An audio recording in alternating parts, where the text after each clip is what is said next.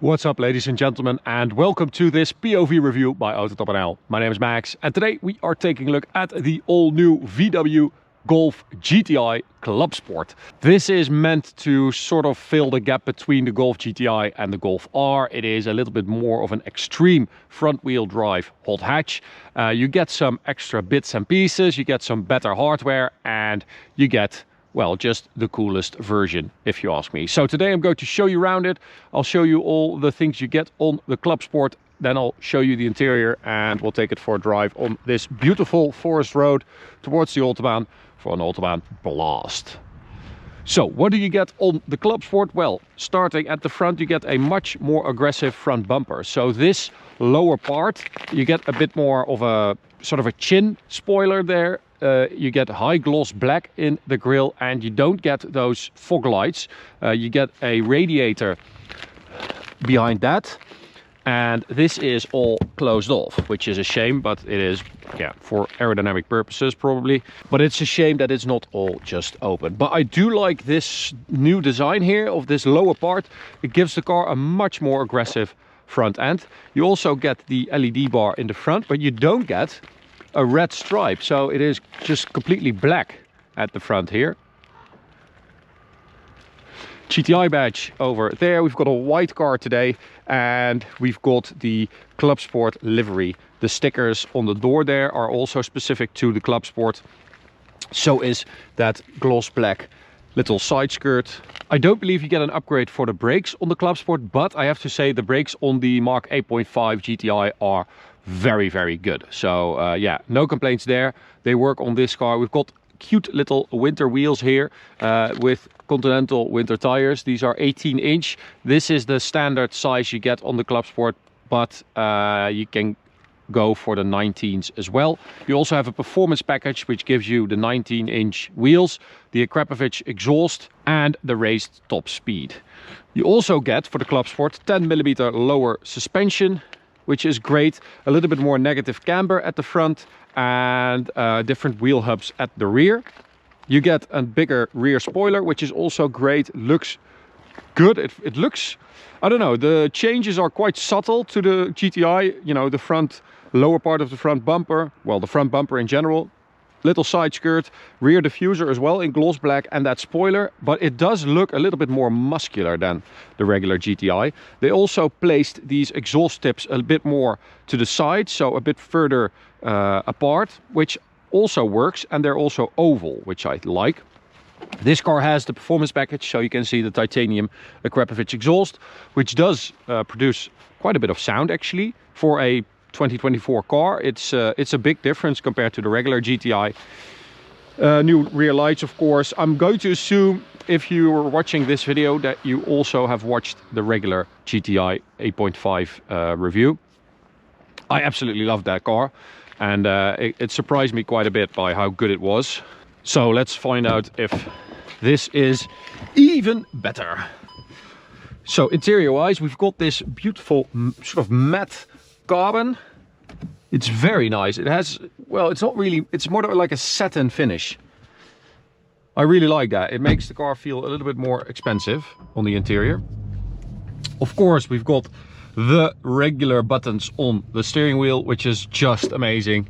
This makes me very happy because this actually works. If you want to press a button, you just press the button and it works. If you don't want to press a button because you're driving, but your hands are sliding a bit on the wheel, you're not pressing any buttons, which is great.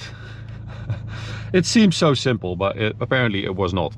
And they also did an update for the system, as I told you in the regular GTI review. This is all much better than before. You have the sliders down there, but you have a shortcut bar at the bottom, which is great. You've got more shortcut buttons down there. So yeah, this is very nice. It works. Great seats as well. They are a little bit on the wide side. So yeah, they are not super snug, but they're snug enough and they're very comfy. So I like that. Gearbox is the 7-speed dual clutch. Unfortunately, you don't have a manual mode anymore. So it always auto upshifts, and you cannot even keep it in manual mode. At some point it will go back to drive, to S. which is a shame. But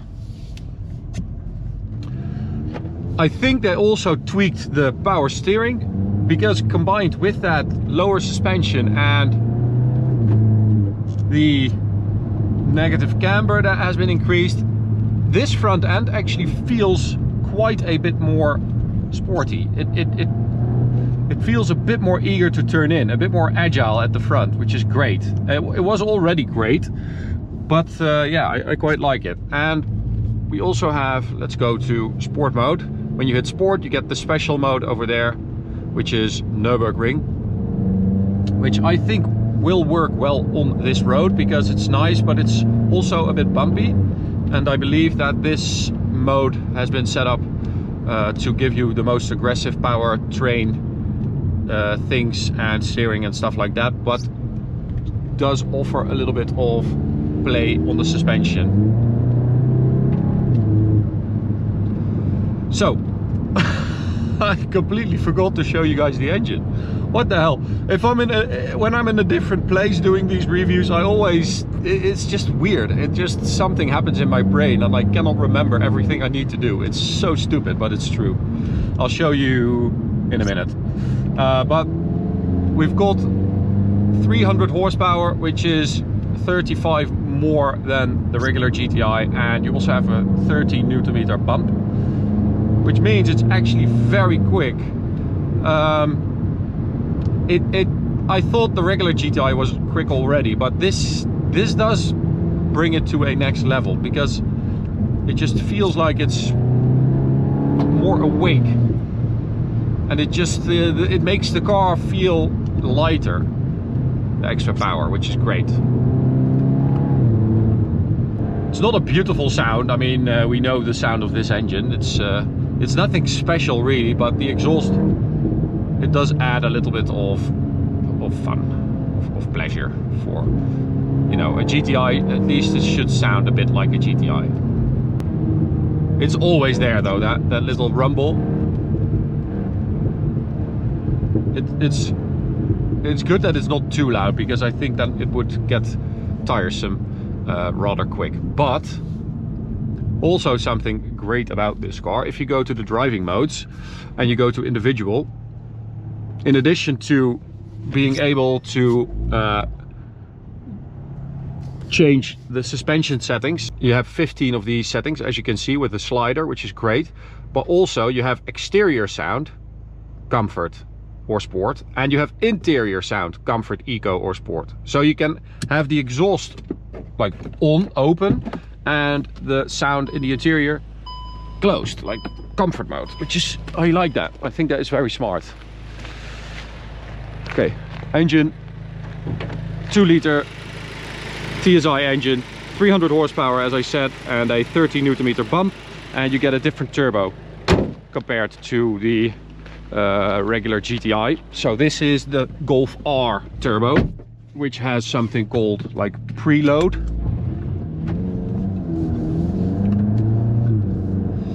which means that it's basically always ready to go. It keeps the turbo spinning. It's basically like an anti-lag, and yeah, it works really well. It feels more powerful, but it's not overwhelming the front wheels. So you have the VAQ diff at the front, which is an electronically controlled limited slip diff, which is perfectly fine with this. The previous Club Sport, so the Mark 8, also had 300 horsepower, but I feel like this is a bit more refined than that car. It's happier to deal with that power. So suspension, already great in the Golf GTI, the regular one. This is a little bit more on the sporty side, but I wouldn't say that it's too much for a daily driver or anything like that. It's still relatively comfortable. And it's just great to drive like at 80% on this road. Not absolutely, you know, to the limit of what the car and you can do, but just have a nice fluent line and just enjoy the road. there are very few cars that can actually match this car for that. Let's put the ESC in sport.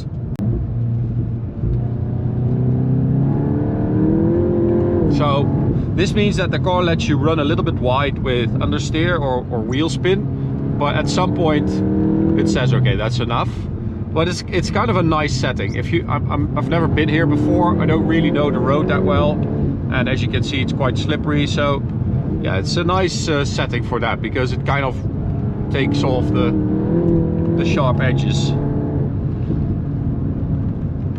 But there's a neat gap for this car between the GTI and the Golf R. It's a little bit cheaper than a Golf R, but not that much. It is a bit more expensive than a regular GTI. But if you're looking for a bit more like handling and a bit more sharpness on the front end and a better steering feel, this definitely is worth it. And there are very few cars on sale anymore that offer what this car offers.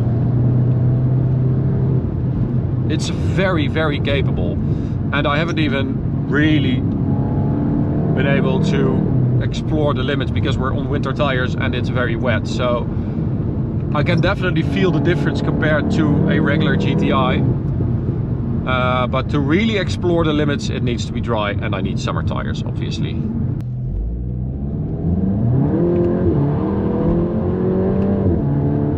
But this car also has that new computer I told you about in the regular Golf review, which takes all kinds of inputs to basically make sure that you don't have an accident, but also to make sure that you go as fast as possible. It also manages in launch control. That is very efficient. So that's what I mean when it's sort of fluent in its interferences. It's not just cutting it, it's managing it. It's detecting where you need less power or more power, or it's really good. 5.6 seconds to 100, by the way, for this car. And the top speed with the performance package is 270. On a B road, the GTI CLUBSPORT does really offer additional value compared to a regular GTI. It just feels a bit more sharp and a bit more eager to turn in, eager to get out of a corner. Really impressive. But let's check out what it's like on the Autobahn. Okay, so onto the Autobahn we go in the CLUBSPORT. Now, not sure if we're going to really feel the difference, you know, of the setup of this car compared to the regular GTI on the Autobahn, but we do have that preload turbo from the Golf R and 300 horsepower, so it should make a difference. You do feel that extra power, and just as with the regular GTI, this is a very, very nice Autobahn car. If this is your daily and you live in Germany and you have to do like 100 kilometers back and forth to your office or whatever, this is perfectly fine. It's super comfy still. It's not like it's a real like CLUBSPORT car. Wow.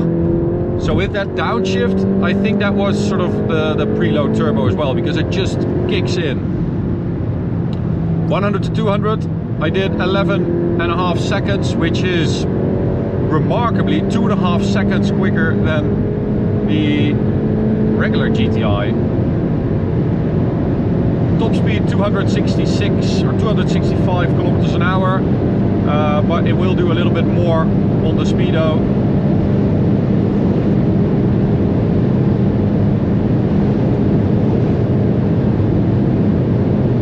You do need a bit of space though. We've got the suspension in sport, so that's 278, 79 after brake. Really, really good brakes. Amazing brakes actually. Pedal feels perfect. So we'll turn around here. It's a nice stretch of Autobahn here. Slight corner in there though, but we'll manage. So yeah, unfortunately it is a bit wet, but the diff really does its job very, very well. It's very easy to overdo it with a front wheel drive car, of course. It's not four wheel drive, so you do have to manage the power in these conditions, but it's not that much work, to be honest. The car kind of figures it out. And as I said, the changes, the interferences are very fluid, so it doesn't feel like the car is cutting power too much or too hard for you to have fun. Basically, you're still in ESP sport mode. You still get a little bit of play, of sliding of the front axle and of wheel spin to make sure that you're still having a good time.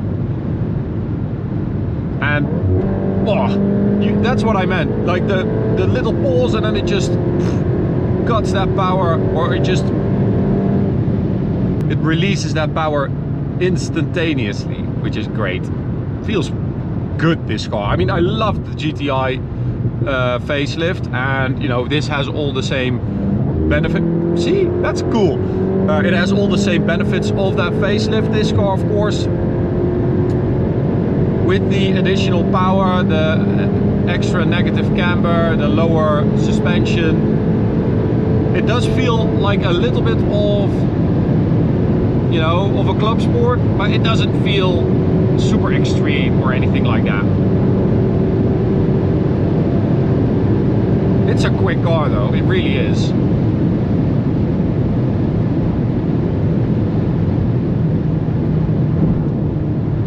It's also half a second quicker than the previous Club Sport we drove, the 2021, I think that was. So the extra bits you get on the car, you know, the performance pack is also really nice if you live in Germany, because you want that race top speed, of course. You have those 19-inch wheels that belong to that package, and the Krapovich exhaust. I have to say, interior wise, do you really have, you know, additional sound from the exhaust? A little bit. Is it worth it? I don't know. It is a big price jump, and I haven't heard the car exterior wise yet, so I don't know what it sounds like on the outside, this exhaust. So I think I have to yeah, check that out to see if it's worth it. But if it were me, I would go for the performance pack. The race top speed and the wheels are enough for me. The exhaust looks great, and you know, any additional sound is great to have, right? So yeah, Club Sport. It's a difficult one because I think it is the better car compared to the GTI, but it's also very close to the Golf R price-wise. But I like this, usually I like this better, the Club Sport. The GTIs are more my thing.